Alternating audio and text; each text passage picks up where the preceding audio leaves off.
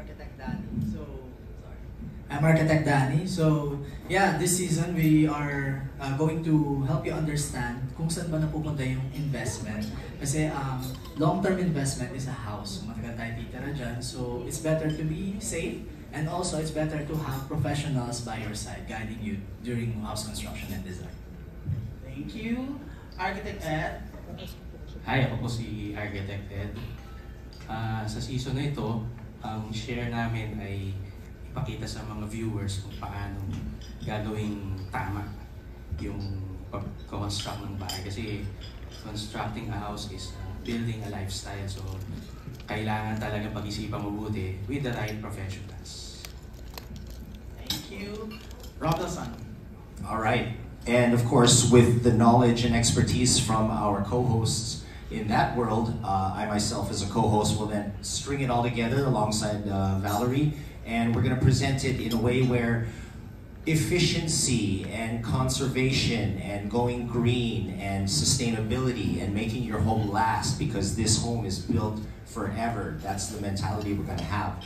And that's the way we're going to push these segments. So going to be doing that in cooperation with our friends at Habitat for Humanity. So we're so glad that they're going to provide their tutelage and knowledge in regards to that as well. So it's all about making this home last and provide the love that a home gives one and to their family, and we're truly looking forward to that.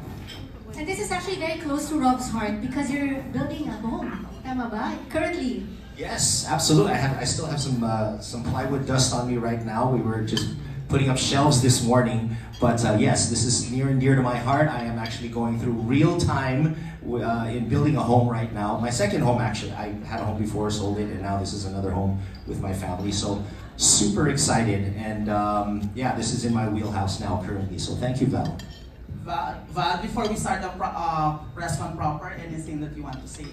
Yes, for this coming launch notes for September 22, aside from, of course, our collaboration with our architects and Habitat for Humanity, pumunta rin kami ng Bohol. So makikita natin yung iba't ibang magagandang tanawin sa Bohol. So sana samahan nyo kami sa aming first ever episode for Season 9. Okay.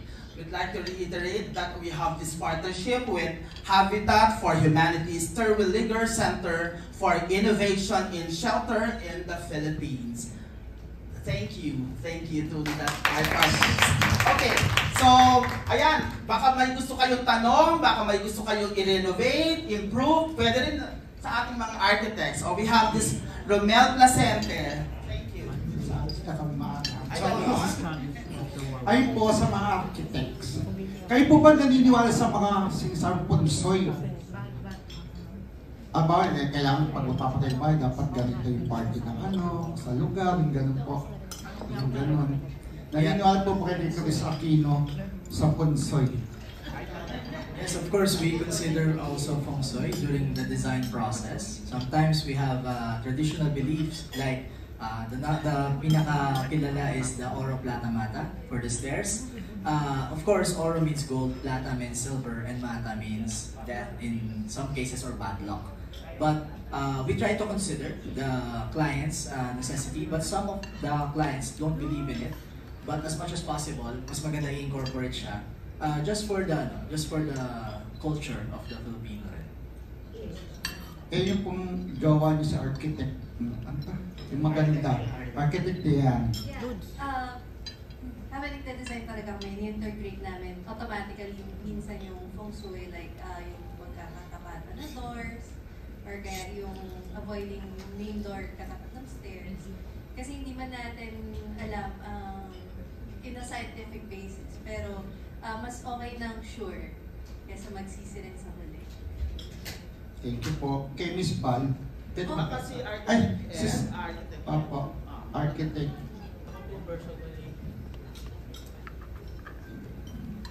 Personally, I don't believe in feng shui.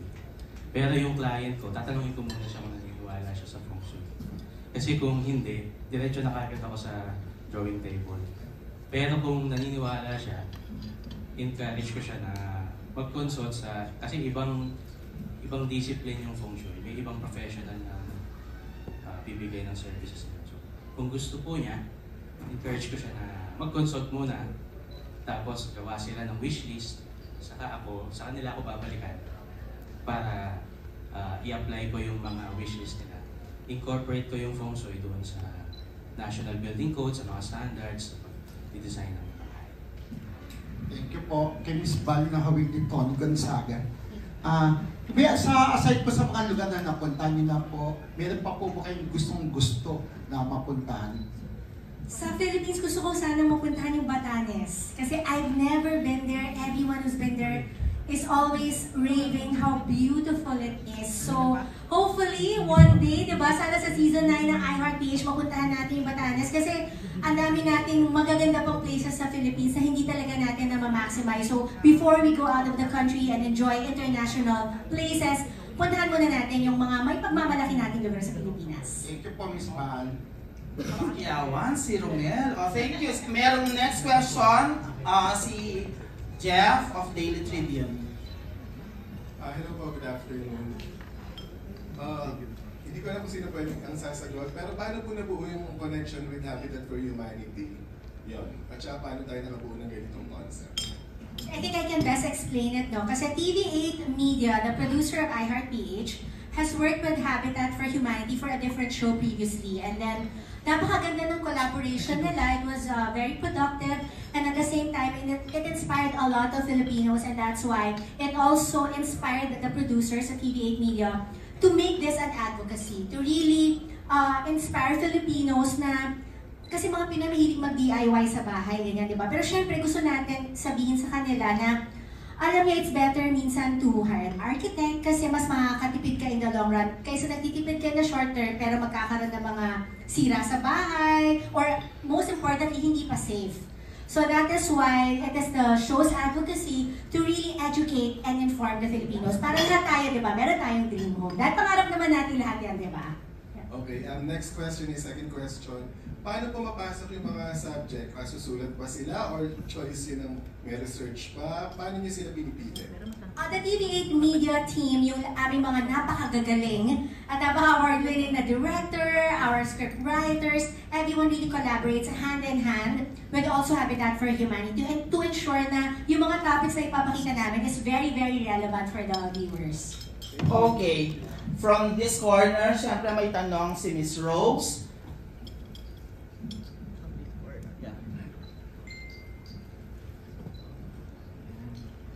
And good afternoon. Kay Miss Valerie, how does it feel na parang you're returning to your original network, no?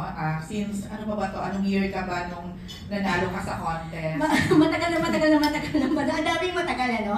Matagal na panahon kasi I started entering TV because of QTV's May Trabaho Ka. QTV was the former GTV.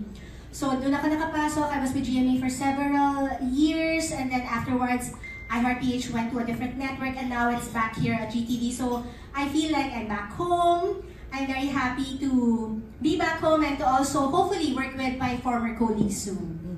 So, ang tagal na rin ng iHeartPH. I mean, 9 season is not a joke. Yan. So, anong pakiramdam mo na it lasted this long and it will continue pa? Parang medyo kinalabutan ako, to be honest. Kasi parang it's such a blessing. You know, especially in these modern times. Ang bilis and very fast-paced. Yung content ngayon, irrelevant na after 3 days, after 4 days.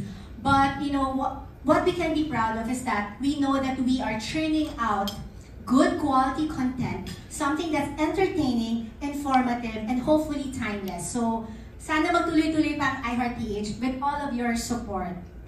Okay. Can you tell us naman a little bit about yourself? I mean, for how many years na you're hosting iHeartPH? What changed? Ano yung mga changes? I mean, are you married now? Something like that. I'm 5'2" na ko lahat eh, no? Pati zodiac sign ako. Charot. I've been hosting for many years now, 17 years now. So TV and events. I regularly host mga corporate events. I'm also a Chinoy. I'm a Filipino-Chinese. So I can speak conversational Mandarin, Hokkien. I also host mga Mandarin and Hokkien events. English events, and then what I love about yung iHeartPH is really connecting with people. More than going to places because it's so amazing, diba? Seeing new places, talaga makaka-travel ka for free, eating good food, but more than that, it's really the connection. When I talk to people, I hear their stories, parang nagkakaroon kami agad ng parang magnet. So yun yung pinaka best part about being a host is really to connect with other people. Di mo sinagot, are you married na? Sorry. Yes po, sorry, I'm married. Yes. You have children? No, I don't have. Okay. Tuloy-tuloy ko na, sandali lang. Okay. I was surprised na ang galing mo pala mag-host in fairness. So yan, meron ka pa bang mga pangarap in terms of you being a host?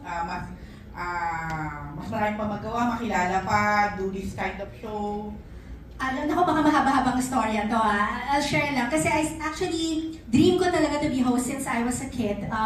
Bata pa lang ako, 5 years old, I would join declamation contest in school. And unfortunately, I would win every year. So yun talaga yung pangarap ko. So that's why I pursued hosting with May Trabaho Ka na yung reality show Looking for Host. Talagang lahat nito, it was all I believe my grit, my perseverance, my hard work, and my good relationships with my colleagues. That's why continuous pa rin yung trabaho. And to me, ang daming perks of being a host But overall, the joy is in the act itself. I love being on stage. I love speaking. I love connecting with the audience. Kahit malayo kayo sa akin, I feel like I can somehow connect to you. So yun, I love my job. Okay, last na lang. Sino yung mga idol mo or mga pinahangaan mo in terms of hosting? One of them, no joke, si Rovilson, promise. An international host who's super good with ad-libs, as in very funny, smart, witty. This is not a joke talaga. I super duper admire you. And you know what? Aside from being a good host on cam, off cam, he's so humble. And so warm and so kind. So yun yung mga idol ko na hindi lang magaling, kailangan may puso din. So aside from Robinson? Aside from Rovilson, mga local, let me think, of Pinky Webb. Pinky Webb, also the host of Business Matters, very professional. Who else? Actually, too many to mention, but basically these are off the top of my head. Okay, thank you. Thank you so much. Thank you, Ms. Rose.